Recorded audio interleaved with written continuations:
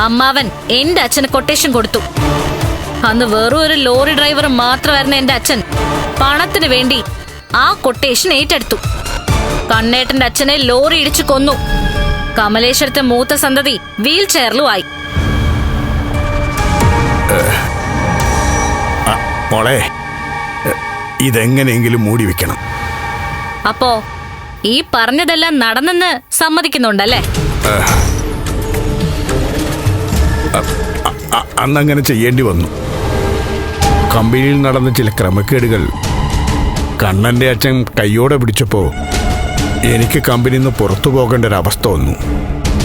ആ സാഹചര്യത്തിൽ അന്നത്തെ ചോരത്തിളപ്പിൽ ചെയ്തു പോയതാ. നടന്നതൊന്നും ഞാൻ ആരോടും പറയാൻ പോകുന്നില്ല. എല്ലാം ഞാൻ മൂടി വെച്ചോളാം.